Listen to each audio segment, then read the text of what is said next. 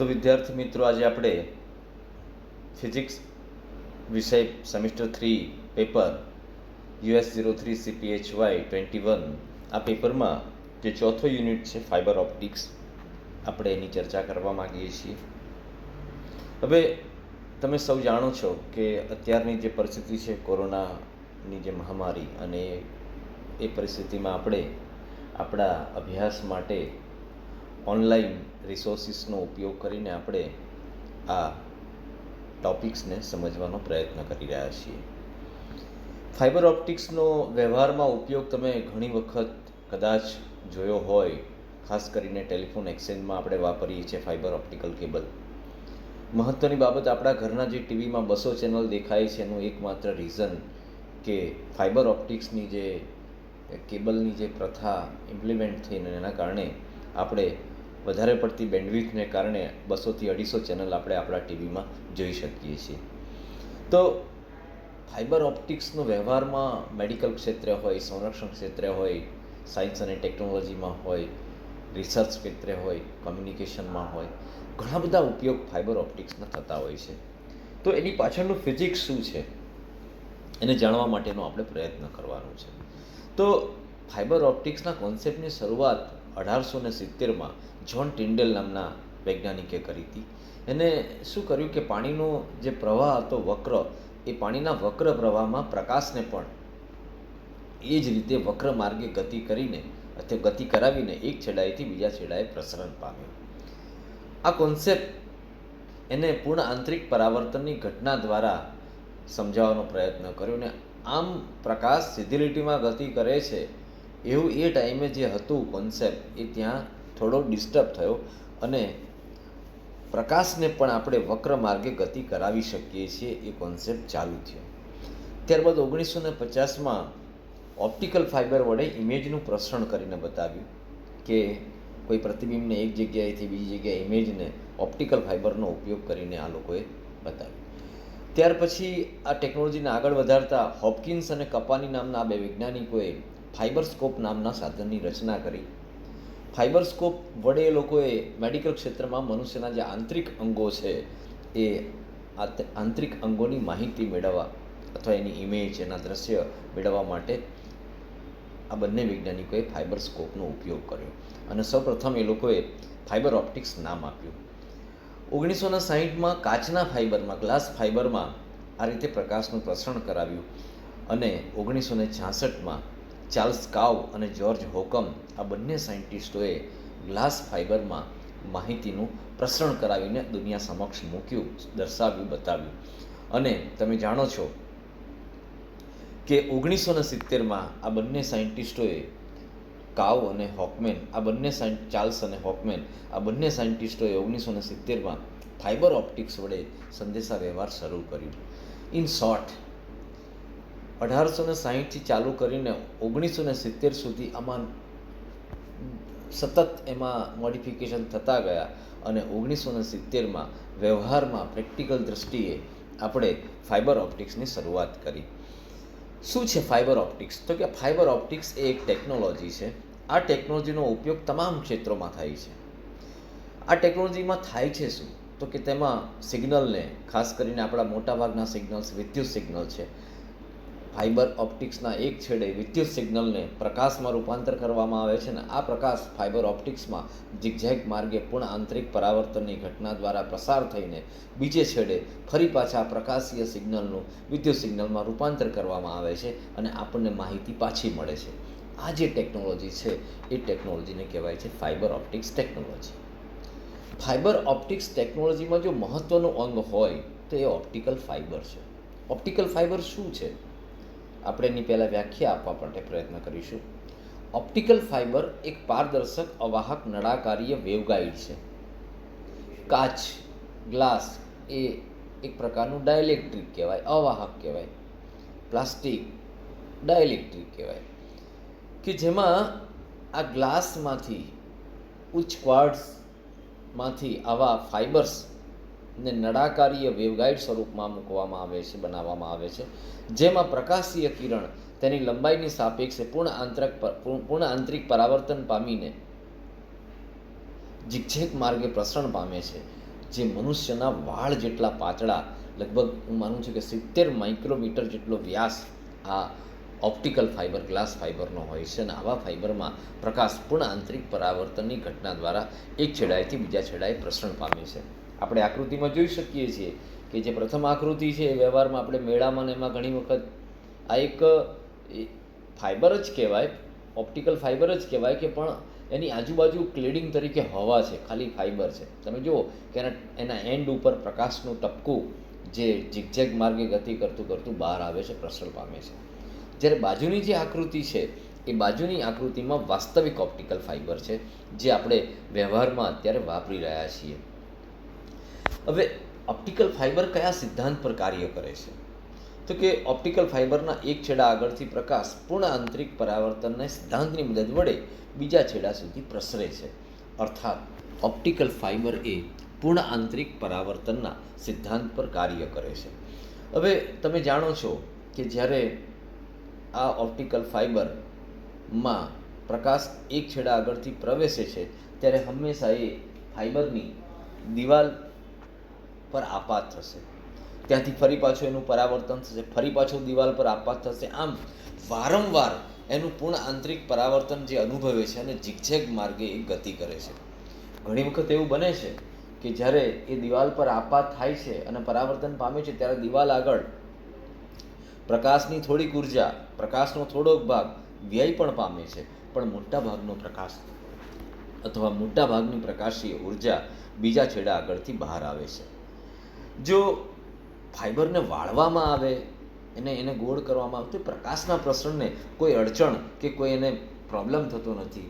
પ્રકાશ ખૂબ જ જે કહેવાય કે લોસ થયા સિવાય, એનો વ્યય થયા સિવાય એ એક છેડા આગળથી બીજા છેડા આગળ બહાર નીકળે છે.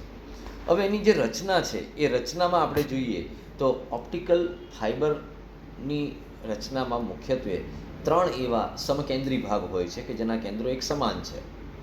એમાં પહેલું કોર છે, ક્લેડિંગ છે અને બફર છે. તમે આકૃતિમાં જોઈ શકો છો કે જે વચ્ચેનો એકદમ નાનો વ્યાસ ધરાવતો ભાગ છે નળાકારીય, એ કોર છે. કોરની આજુબાજુ બ્લુ કલરનું જે છે એ ક્લેડિંગ છે. આ ક્લેડિંગની આજુબાજુ એને મજબૂતાઈ આપવા માટેનું કોટિંગ છે. ફરી પાછી એની મજબૂતાઈ આપવા માટે સ્ટ્રેન્થ મેમ્બર છે, એમાં જે પોલિથીનના રેસાઓ છે, અને સૌથી બહાર આઉટર પોલિથીનનું જેકેટ છે. ઇન શોર્ટ, ફાઇબર ઓપ્ટિક્સના મહત્ત્વના જે 3 ભાગો આપણે કહી શકીએ તો કોર છે, ક્લેડિંગ છે અને બફર છે. હવે ત્રણેયની આપણે વિસ્તૃત ચર્ચા કરીશું. તો તમે આકૃતિમાં જોઈ શકો છો કે વચ્ચે કોર છે, ક્લેડિંગ છે, બફર છે, અને એના ડાયમેન્શન અલગ અલગ જે વ્યાસની રેન્જ છે કે સૌથી ઓછો વ્યાસ 8 માઇક્રોમીટરથી 62.5 માઇક્રોમીટર એ કોરનો વ્યાસ છે. ક્લેડિંગનો 125 માઇક્રોમીટર લગભગ હોય છે, જ્યારે બહારનું જે આઉટર કોટિંગ છે, જેકેટ છે પોલિથીનનું, એનો વ્યાસ 250 માઇક્રોમીટરથી માંડીને 900 માઇક્રોમીટર જેટલો હોય છે. હવે સૌથી પહેલાં આપણે કોરની ચર્ચા કરીએ. કોર શું છે? તો કે ફાઇબર ઓપ્ટિક્સની ઓપ્ટિકલ ફાઇબરમાં સૌથી અંદરનો જે વિસ્તાર છે એને આપણે કોર કહીએ છીએ, કે જેમાં પ્રકાશ પ્રસરે છે. હવે આ જે કોર છે એ કોરનો વ્યાસ લગભગ 8.5 માઇક્રોમીટરથી માંડીને 62.5 માઇક્રોમીટર જેટલો હોય છે. કોર જે છે એ અત્યંત પારદર્શક એવા પ્લાસ્ટિકની બનેલી હોય છે, ઘણી વખત ગ્લાસની બનેલી હોય છે, અને એનો જે વક્રી ભવનાંક છે એ વક્રી ભવનાંક સૌથી મોટો હોય છે, ખાસ કરીને ક્લેડિંગ કરતાં. એની પછીનો જે ભાગ આવે છે એને આપણે કહીએ છીએ ક્લેડિંગ, જે કોરની આસપાસ ઘેરાયેલો નળાકારીય સમઅક્ષીય ભાગ છે. ક્લેડિંગનો જે વ્યાસ છે એ 125 માઇક્રોમીટરના ક્રમનો હોય છે.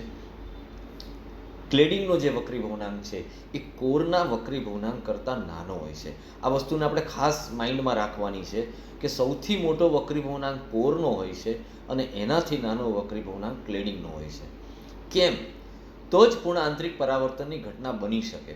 કારણ કે જ્યારે પ્રકાશ આપેલા કોરમાં દાખલ થાય છે ત્યારે કોર અને ક્લેડિંગની દિવાલ આગળથી એનું જે આપાત કોણ છે, જો એ ક્રાંતિકોણ કરતાં મોટો હશે તો જ એનું વારંવાર પરાવર્તન થશે, અર્થાત પૂર્ણ આંતરિક પરાવર્તન થશે.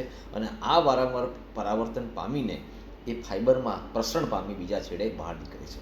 અર્થાત ક્લેડિંગનો વક્રીભવનાંક હંમેશા નાનો હોય છે, જ્યારે કોરનો જે વક્રીભવનાંક હોય છે એ હંમેશા મોટો હોય છે ક્લેડિંગ કરતાં.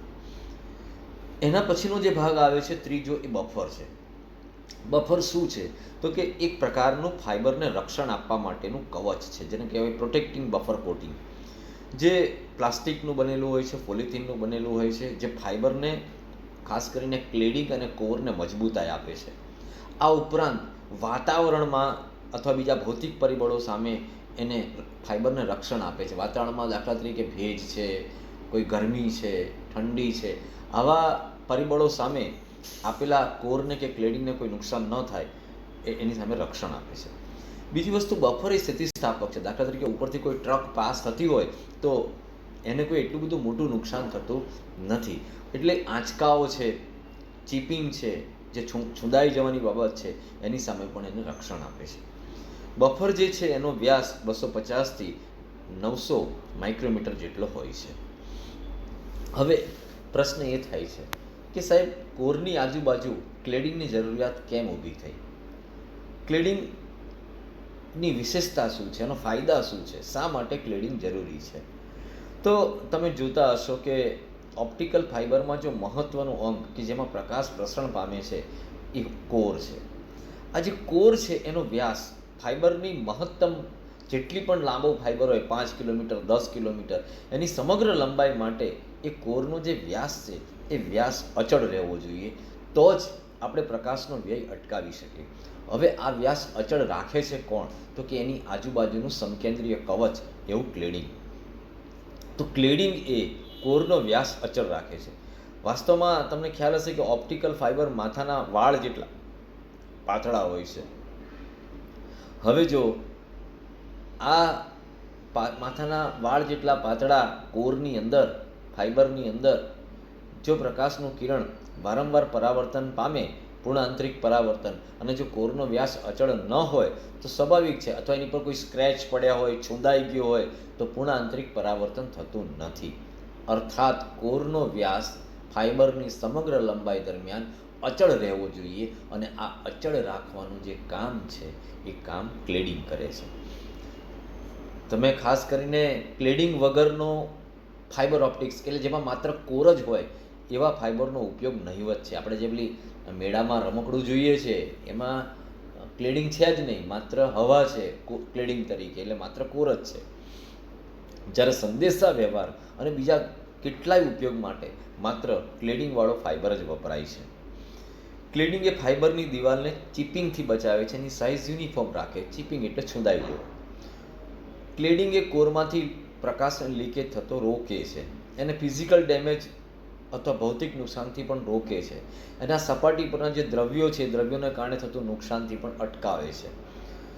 આ ઉપરાંત કોરમાંથી ફ્રસ્ટ્રેટેડ ટોટલ ઇન્ટરનલ રિફ્લેક્શનને કારણે થતું પ્રકાશ ઉર્જાનું લીકેજ પણ અટકાવે છે. જો માત્ર કોર હોય ને અને ઉપર ક્લેડિંગ ના હોય તો જે પૂર્ણાંતરિક પરાવર્તન છે એ યોગ્ય નહીં થાય, એના કારણે ઉર્જાનો લોસ વધી જશે. આ ઉપરાંત ક્લેડિંગ ધરાવતા ફાઇબર માટે કોન ઓફ એક્સેપ્ટન્સ, એટલે સ્વીકાર્ય પ્રકાશનો કોરમાં જવા માટેનો જે સ્વીકાર્ય ખૂણો છે એ ખૂબ નાનો હોય છે, કારણ કે એની આજુબાજુ ક્લેડિંગ હોય છે, અને એના કારણે ખૂબ ઊંચા બાઇટ રેટથી આપણે ડેટાનું પ્રસરણ કરાવી શકીએ છીએ. ઇન શોર્ટ, ક્લેડિંગ એ ઓપ્ટિકલ ફાઇબરના માટે, પ્રકાશના પ્રસરણ માટે, માહિતીના ટ્રાન્સમિશન માટે ખૂબ જ એક અગત્યનું પરિબળ છે.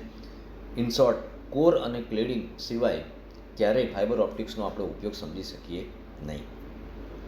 તમે આકૃતિમાં જોઈ શકો છો કે સૌથી નાનો ભાગ જે છે કોર છે, અતિ પાતળો.